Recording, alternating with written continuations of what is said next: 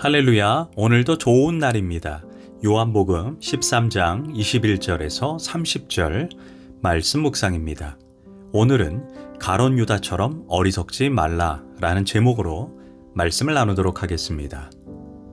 성경에서 예수님을 배신한 대표적인 두 사람이 베드로와 가룟 유다입니다. 엄밀히 말해 배신의 정도로 평가하자면 베드로가 더할지 모릅니다. 가룟 유다는 예수님을 은 30냥에 팔고 나중에 죄책감에 빠졌습니다. 자기가 큰 실수를 했다는 것을 깨달았던 것입니다.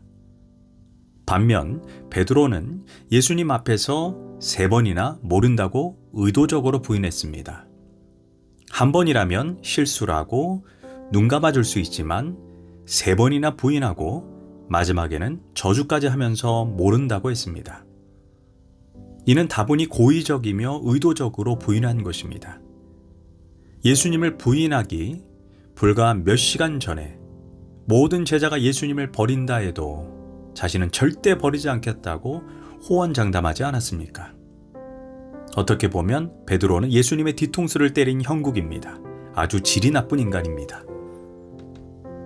그러나 그 둘의 결정적인 차이는 유다는 죄책감에 자살로 생을 마감했고 베드로도 역시 죄책감을 느꼈지만 그는 회개하고 돌아왔다는 것입니다. 다시 말해 베드로는 회개가 있었고 유다는 회개가 없었습니다. 사실 오늘 본문 13장을 잘 살펴보면 가룟 유다에게도 예수님께 회개하고 돌아올 기회가 3번이나 주어져 있었습니다. 그러나 그는 어리석게 그 기회를 내동댕이 쳐버린 것입니다. 우리는 가룟 유다의 모습을 통해 우리에게 주어진 회개의 기회를 놓치지 않길 소망합니다. 가룟 유다의 첫 번째 회개의 기회는 요한복음 13장 2절입니다. 마귀가 벌써 시몬의 아들 가룟 유다의 마음에 예수를 팔 생각을 넣었더라. 우리가 기억해야 하는 것은 사탄은 우리를 육신적으로 공격하지 않습니다. 머리에 뿔을 달고 검은 망토를 입고 어두운 골목에서 갑자기 나타나서 뒤통수를 후려치는 그런 존재가 아닙니다. 마귀는 우리의 생각을 통해 공격을 합니다. 그러나 우리 머릿속에 어떤 생각이 떠오르는 것 자체가 죄는 아닙니다. 그것은 내 신앙이나 인격과 상관이 없습니다. 종교개혁자 마틴 루터가 이런 말을 했습니다. 내 머리 위에 날아다니는 새는 내가 어떻게 할 수 없으나 내 머리 위에 둥지를 트는 것은 내 잘못이다라고 했습니다. 그러나 내 머릿속에 떠오르는 생각을 우리가 곱씹어 묵상해서 받아들인다면, 그래서 둥지를 틀게 된다면 그것은 나의 책임이라는 것입니다. 기억해야 합니다. 음란한 행동이 있기 전에 음란한 생각이 있습니다. 도둑질하는 행동이 있기 전에 도둑질하는 생각이 있습니다. 자살이 있기 전에 자살하겠다는 생각이 있습니다. 그래서 내 머릿속에 떠오르는 생각을 잘 분별해서 하나님이 주신 생각이 아니라면 즉시 예수의 이름으로 쫓아내서 우리 머리에 둥지를 틀지 못하게 합니다.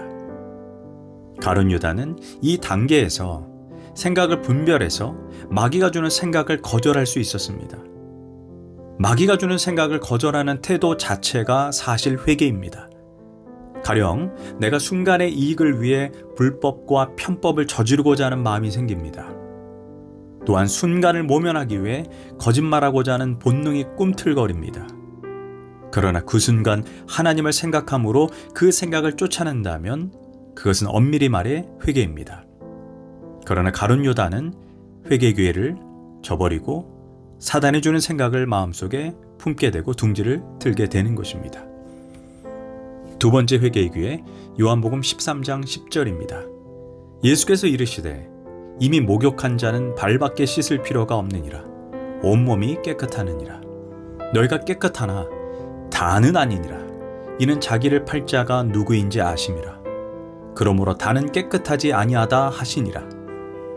즉 예수님께서 제자들의 발을 씻어주는 과정에서 가룟 유다는 두 번째 회개할 기회가 있었습니다. 예수님은 분명 너희는 깨끗하나 다는 아니다. 아니 이보다 직설적인 말이 어디 있겠습니까? 가룟 유다는 자신을 두고 한 말인지 바보가 아닌 이상 분명히 알았습니다. 그의 양심은 분명 가책과 찔림이 왔을 것입니다. 시편 73편 21절에서 다윗은 내 마음이 산란하며 내 양심이 찔리나이다 라고 고백했습니다. 양심은 인간 내면에 있는 하나님의 음성입니다. 사람이 죄를 지으면 양심의 찔림을 느낍니다. 이는 양심이 우리 내면에서 우리 속사람에게 증언하는 것입니다. 이것은 올바르다. 이것은 잘못되었다. 이것은 따라가면 안 된다. 그래서 인간의 양심은 준엄한 신의 법정입니다. 만일 이때 유다가 별로 양심의 가책을 느끼지 않고 있다면 어쩌면 그의 양심은 이미 화인 맞은 상태입니다. 디모데전서 4장 1절에서 이렇게 말합니다. 성령이 밝히 말씀하시되 후일 어떤 사람들이 믿음에서 떠나 미혹하는 영과 귀신의 가르침을 따르리라 하셨으니 자기 양심이 화인을 맞아서 외식함으로 거짓말하는 자들이니라.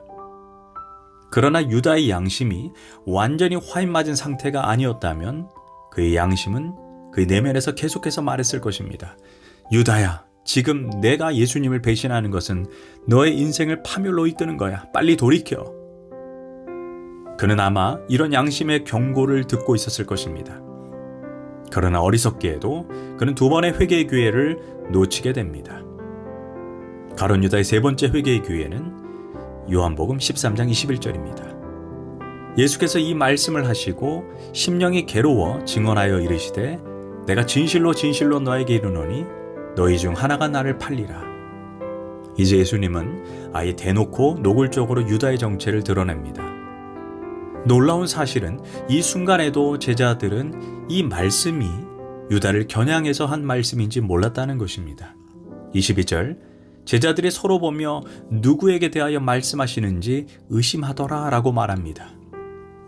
이제 예수님은 한 번 더 강력하게 말씀합니다. 예수께서 대답하시되 내가 떡 한 조각을 적셔다 주는 자가 그니라 하시고 곧 한 조각을 적셔서 가롯 시몬의 아들 유다에게 주시니 이런 상황임에도 불구하고 가룟 유다는 회개할 기회를 놓쳐버립니다. 분명 유다는 예수님이 자신의 마음을 꿰뚫어 보고 계신 것을 알았습니다. 하지만 세 번의 회개할 기회를 끝내 놓쳐버립니다. 이제 27절에서 무서운 말씀이 나옵니다. 아예 사탄이 가룟 유다 속으로 들어갔다라고 말합니다. 2절과 대조해서 보십시오. 마귀는 처음 유다의 마음에 예수를 팔 생각을 넣었다고 했습니다. 그러나 이제는 마귀가 그의 영혼 안으로 아예 들어가서 그를 점령해 버렸다는 것입니다. 그는 성령의 마지막 감동을 소멸한 것입니다. 우리가 기억해야 하는 것은 하나님께서 우리에게 항상 회개할 기회를 주시지만 영원히 주시지는 않는다는 것입니다. 스스로 계속해서 성령의 감동을 거부하면 결국 사탄에게 점령을 당하게 됩니다. 이제 30절은 이렇게 말합니다.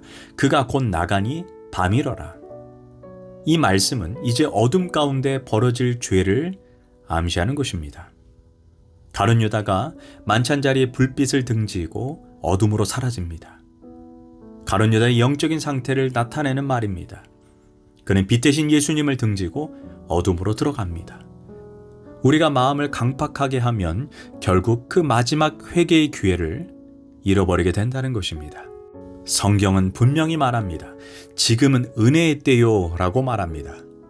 그러나 그 은혜의 때가 지나간 다음에는 심판의 때만 기다리고 있다는 사실입니다.